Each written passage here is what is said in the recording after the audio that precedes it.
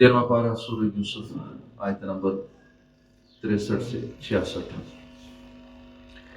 اعوذ باللہ من الشیطان الرجیم، بسم اللہ الرحمن الرحیم۔ فلما رجعوا إلى أبيهم قالوا يا آبانا منع منا الكيل فأرسل معنا أخانا نكتل وإنا له لحافظون۔ قال هل آمنكم عليه إلا كما آمنتكم على أخيه من قبل فالله خير حافظا وهو ارحم الراحمین۔ اللہ کے نام سے شروع، جو نہایت مہربان رحمت والا۔ فلما، پھر جب، رجعوا، وہ لوٹ کر گئے، الی ابیہم، اپنے باپ کی طرف، قالوا، انہوں نے کہا، یا آبانا، اے ہمارے باپ، منع منا الکیل، فارسل، کہ ہم سے غلہ روک دیا گیا ہے، تو آپ بھیج دیں، معنا، ہمارے ساتھ، اخوانا، ہمارے بھائی کو، نقتل وَإِنَّا لَهُ لَحَافِظُونَ، تاکہ ہم معاف کر سکیں، یعنی غلہ لا سکیں، اور بے شک ہم اس کی ضرور حفاظت کرنے والے ہوں گے۔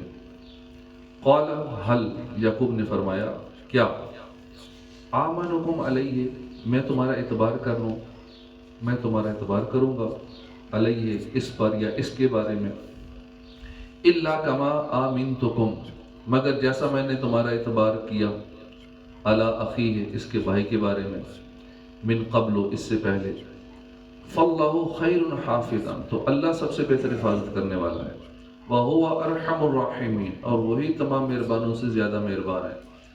ولما فتحوا، اور جب انہوں نے کھولا، متاعہم، اپنا سامان، وجدوا بداعتہم ردت الیہ، تو انہوں نے پائی اپنی رقم جو لوٹا دی گئی تھی۔ یوسف علیہ السلام نے ان کو غلہ بھی دیا، اس میں ان کی رقم بھی ڈال دی۔ قالوا یا آبانا ما نبغی، انہوں نے کہا کہ ہمارے باپ، اب اور کیا ہم چاہیں، ہذہ بداعتنا ردت الینا، یہ ہماری رقم ہمیں ہماری طرف لوٹا دی گئی ہے، وَنَمِيرُ أَهْلَنَا وَنَحْفَظُ أَخَانَا، اور ہم غلہ لائیں گے اپنے گھر والوں کے لیے، اور ہم حفاظت کریں گے اپنے بھائی کی، وَنَزْدَادُ كَيْلَ بَعِيرٍ، اور ہم زیادہ پائیں گے، کیل بغیر، ایک اونٹ کا بوجھ، ذَلِكَ كَيْلٌ يَسِيرٌ، یہ بوجھ بہت آسان ہے۔ قَالَ لَنْ أُرْسِلَهُ مَعَكُمْ، یعقوب نے فرمایا کہ میں ہرگز نہیں بھیجوں گا اسے تمہارے ساتھ، حتیٰ تؤتونی موثقا من اللہ، یہاں تک کہ تم دے دو مجھے پختہ عہد اللہ کا، لتعثننی بہ، کہ ضرور تم لے کر آؤ گے اسے میرے پاس، الا ان یحاط بکم، سوائے یہ کہ گردش آ جائے تم پر، فلما آتوہ، پھر جب انہوں نے اسے دے دیا، موثقہم، اپنا پکا وعدہ، پختہ عہد، قال اللہ، تو کہا، قال اللہ علامہ، اس پر کہا، نقول وکیل، کہ ہم کہہ رہے ہیں کہ اللہ نگہبان ہے اس کا، وقال یا بنی لا تدخلوا من باب واحد، اور فرمایا کہ میرے بیٹو تم داخل نہ ہونا ایک دروازے سے۔ ترجمہ کنز العرفان۔ یوسف علیہ السلام کا واقعہ آگے چل رہا ہے۔ پھر جب اپنے بھائی کی طرف لوٹ کر گئے، تو اپنے باپ کی طرف لوٹ کر گئے، غلہ لے کر جب واپس پہنچے، کہا، اے ہمارے باپ، ہم سے غلہ روک دیا گیا ہے، لہٰذا ہمارے بھائی کو ہمارے ساتھ بھیج دیجیے تاکہ ہم غلہ لا سکیں، اور ہم ضرور اس کی حفاظت کریں گے۔ جب حضرت یوسف علیہ السلام کے بھائی اپنے والد محترم یعقوب علیہ السلام کے پاس لوٹ کر گئے، تو بادشاہ کے حسن سلوک اور اس کے احسان کا ذکر کرتے ہوئے کہا کہ اس نے ہماری وہ عزت و تکریم کی کہ اگر آپ کی اولاد میں سے کوئی ہوتا تو وہ بھی ایسا نہ کر سکتا۔ یعقوب علیہ السلام نے فرمایا، اب اگر تم بادشاہ مصر کے پاس جاؤ تو میری طرف سے سلام پہنچانا، اور کہنا کہ ہمارے والد تیرے حق میں تیرے اس سلوک کی وجہ سے دعا کرتے ہیں۔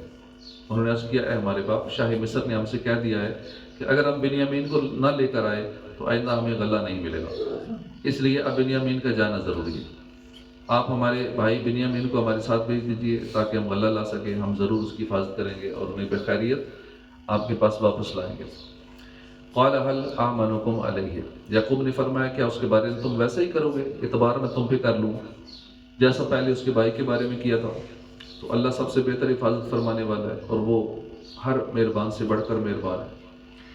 حضرت یوسف علیہ السلام کے بھائیوں کی یہ بات سن کر حضرت یعقوب علیہ السلام نے فرمایا میں اپنے بیٹے بنیامین کے بارے میں تمہارا اعتبار کیسے کر لوں، حالانکہ اس کے بھائی حضرت یوسف علیہ السلام کے ساتھ تم نے جو کچھ کیا وہ جانتے ہو، اور اب بنیامین کے بارے میں بھی ویسی ہی بات کر رہے ہو۔ تمہارے بنیامین کی حفاظت کرنے کے مقابلے میں اللہ کی حفاظت سب سے بہتر ہے اور وہ ہر مہربان سے بڑھ کر مہربان ہے۔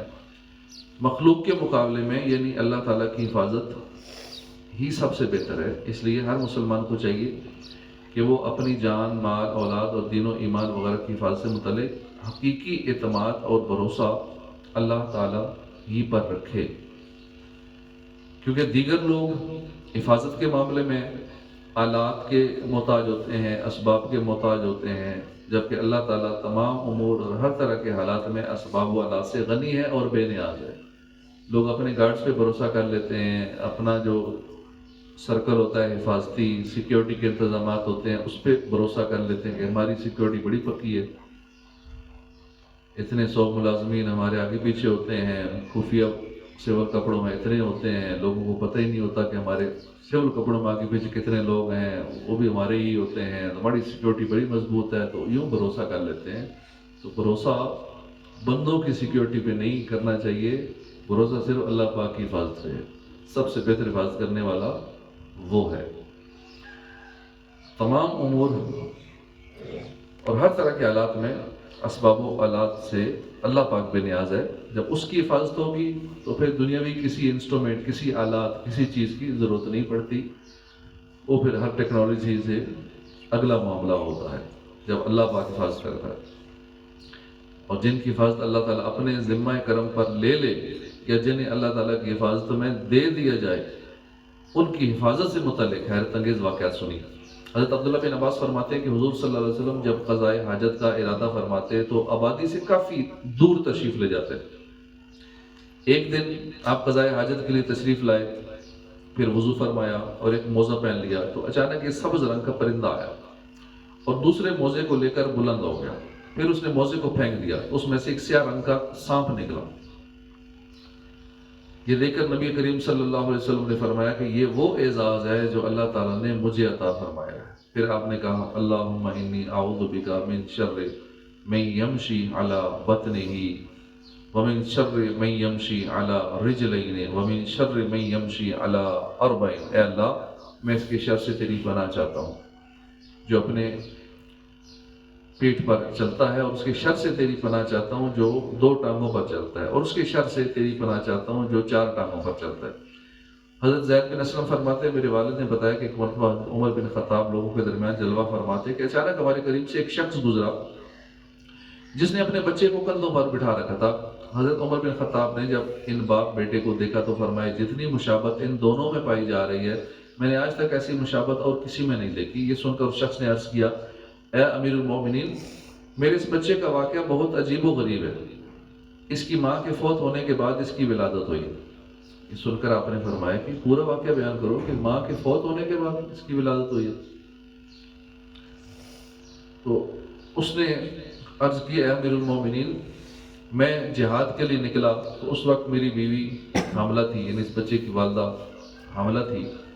میں نے جاتے وقت دعا کی اے اللہ میری زوجہ کے پیٹ میں جو حمل ہے میں اس کو تیرے حوالے کرتا ہوں، تیری حفاظت میں دیتا ہوں۔ یہ دعا کر کے میں جہاد کے لیے چلا گیا۔ جب میں واپس آیا تو مجھے بتایا گیا کہ میری زوجہ کا انتقال ہو گیا۔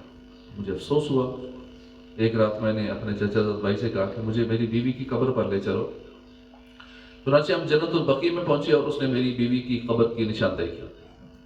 جب ہم وہاں پہنچے تو دیکھا کہ قبر سے روشنی کی کرنیں باہر آ رہی ہیں۔ میں نے اپنے چچا زاد بھائی سے کہا کہ یہ روشنی کیسی ہے؟ اس نے جواب دیا اس قبر سے ہر رات اسی طرح روشنی ظاہر ہوتی ہے، نہ جانے اس میں کیا راز ہے۔ جب میں نے یہ سنا تو ارادہ کیا کہ میں ضرور اس قبر کو کھود کر دیکھوں گا، چنانچہ میں نے پھوڑا منگوایا، ابھی قبر کھودنے کا ارادہ ہی کیا تھا کہ قبر خود بخود کھل گئی۔ جب میں نے اس میں جھانکا تو اللہ کی قدرت کا کرشمہ نظر آیا کہ یہ میرا بچہ اپنی ماں کی گود میں بیٹھا کھیل رہا تھا۔ جب میں قبر میں اترا تو کسی ندا دینے والے نے ندا دی، تو نے جو امانت اللہ کے پاس رکھی تھی وہ تجھے واپس کی جاتی ہے، جا اپنے بچے کو لے جا۔ اگر تو اس کی ماں کو بھی اللہ کے سپرد کر جاتا تو اسے بھی صحیح سلامت پاتا۔ تو نے جاتے اتنا ہی کہا تھا نا کہ میرا بچہ تیری حفاظت میں، اگر یہ کہتا نا میری بیوی بھی تیری حفاظت میں، تو یہ بھی ہم تجھے صحیح سلامت لوٹاتے۔ تو جو چیز اللہ کی حفاظت میں دے دی جائے، اللہ کے ذمہ کرم پر، وہ پھر صحیح سلامت رہتی ہے، اسے کوئی نقصان نہیں پہنچا سکتا۔ بس میں نے اپنے بچے کو اٹھایا، قبر سے باہر نکالا۔ جیسے ہی میں قبر سے باہر نکلا، قبر دوبارہ بند ہو گئی۔ یہاں یہ بات یاد رہے کہ جان و مال کی حفاظت کے ظاہری اسباب اختیار کرنا اللہ کی حفاظت پر بھروسہ کرنے کے خلاف نہیں ہے، کیونکہ توکل نام ہی اسی چیز کا ہے کہ اسباب اختیار کر کے نتیجہ اللہ پر چھوڑ دیا جائے۔ لہذا جن لوگوں نے اپنی جان و مال کی حفاظت کے لیے سیکیورٹی گارڈز رکھے یا دیگر اسباب اختیار کیے، تو ان کے بارے میں یہ نہیں کہا جا سکتا کہ انہیں اللہ کی حفاظت پر بھروسہ نہیں ہے۔ یہ اسباب اختیار کرنے ہیں، لیکن بھروسہ پھر بھی اسباب پہ نہیں کرنا کہ میری گاڑی تو بم پروف ہے، اس پہ تو گولی اثر نہیں کرتی، اس پہ تو بم بھی اثر نہیں کرتا، بلٹ پروف شیشے ہیں، تو یہ اس پہ بھروسہ نہیں کرنا۔ بھروسہ پھر بھی اللہ کی حفاظت پہ کرنا ہے، اپنے انتظامات پورے کر کے بھروسہ اللہ کی ذات پہ۔ سب سے بہتر حفاظت فرمانے والا وہ ہے۔